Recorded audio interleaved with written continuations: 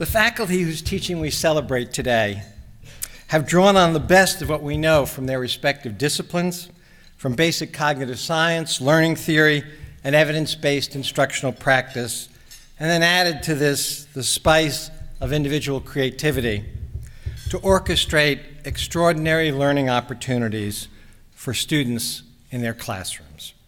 There are roughly 1.5 million faculty members at degree-granting institutions in the United States. Today, we are honoring the top 40 from this group, or roughly 0.003% of eligible faculty. I'll ask the math professors in the room to please check my homework on that calculation. I know that our winners will humbly protest that they are the rule and not the exception when it comes to America's professoriate. And while I would agree that our nation enjoys an extraordinary pool of talented professors, those we honor today are truly exceptional. I first met Dr. Williams in 2008 when I signed up for an intermediate level French class. From the very first day of class with her, I could see that she would be a professor like none I had ever had before. I respected her from the very beginning, and the admiration I have for her has only grown throughout the years I've known her. The humanistic essence of learning a foreign language is valuable in ways that my students will continue to explore long after they've shut their textbooks or logged off the online learning center. We often think of languages in terms of access to the global, and some people tend to focus on the practical nature of international learning, but the perspectives provided through foreign language study are of local relevance as well. Our diverse communities cry out for ways to come together, and learners of every language are bridge builders par excellence. I'm proud to contribute to this as an author, and especially in the classroom. He never answers a question with the answer. In our society of opinions and uncertainty, answers are so valuable. But when you provide somebody with an answer, it is at that moment that a person stops thinking about the question and begins thinking about the implications of the answer.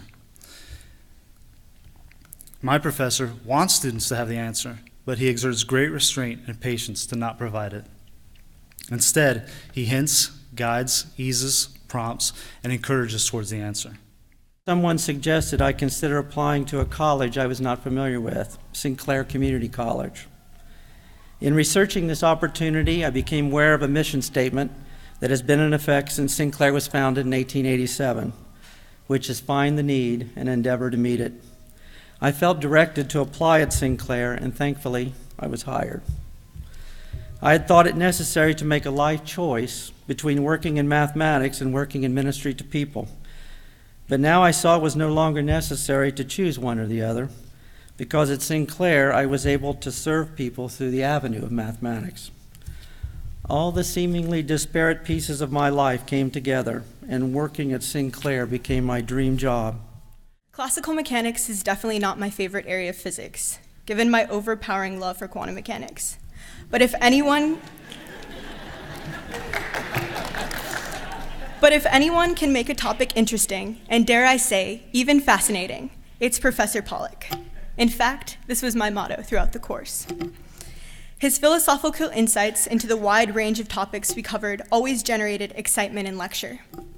I remember sitting on the edge of my seat, always waiting to watch him transform the simple and transparent into something deep and philosophically relevant to the physics at hand.